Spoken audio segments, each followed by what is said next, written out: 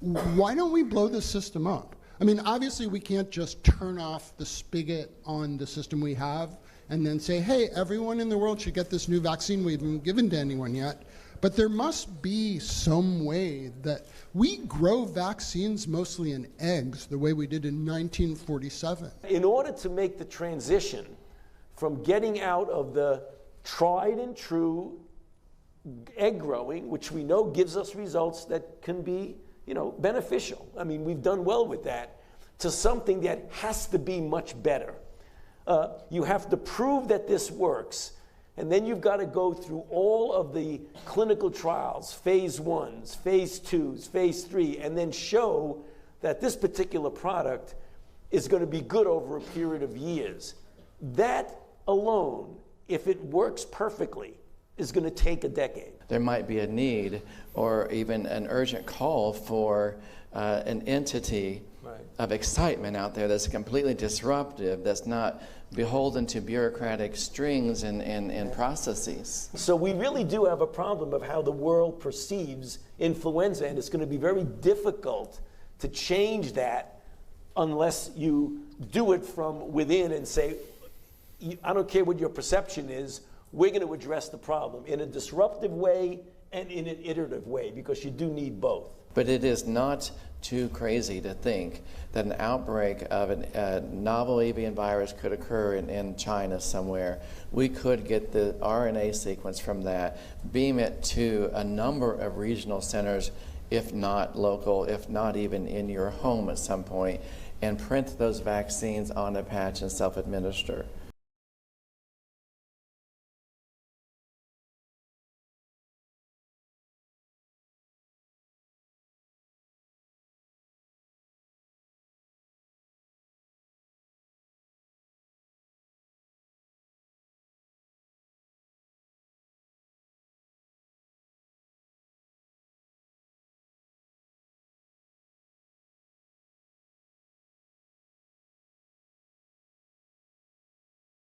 As an example, first of all, we're only looking at viral families that include those that have gone into people from animals. So we narrow it down straight away.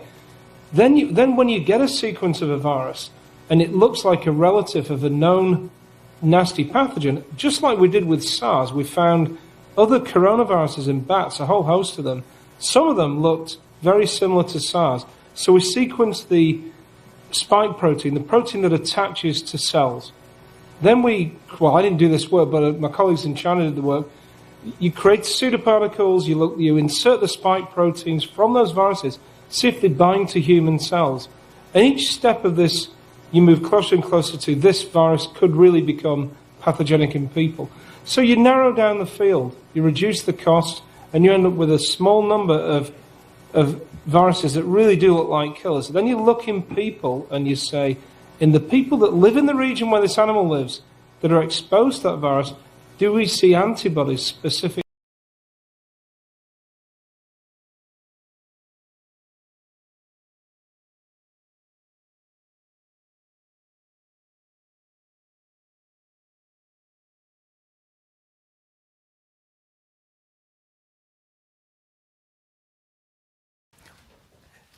The idea that we are now a few days away from a new administration obviously prompted the really extraordinarily, very enjoyable, and I'm really pleased I had the opportunity to listen to the panel, both of Amy and Ron, and as well as Bill and Dr. Jafari, which really, I think, set the stage for so many of the things that we are going to be dealing with over the coming years.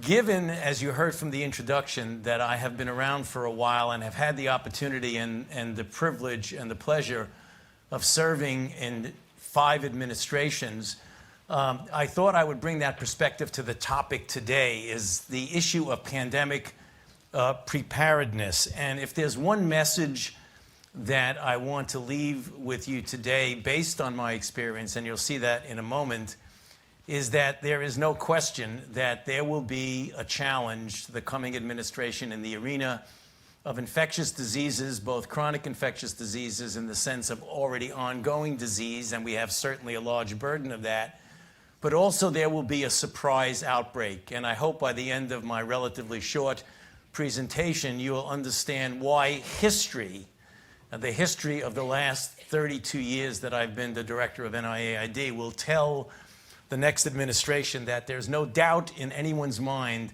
that they will be faced with the challenges that their predecessors were faced with.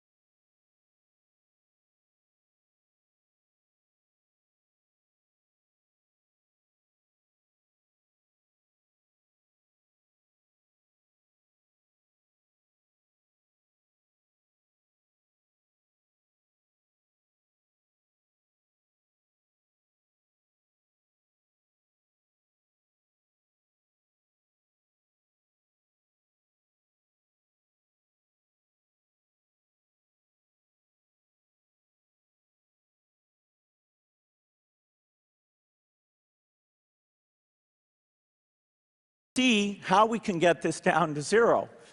Probably one of these numbers is going to have to get pretty near to zero. That's back from high school algebra. But let's take a look. First, we've got population. The world today has 6.8 billion people. That's headed up to about 9 billion. Now, if we do a really great job on new vaccines, healthcare, reproductive health services, we could lower that by perhaps 10 or 15%. But there we see an increase of about 1.3.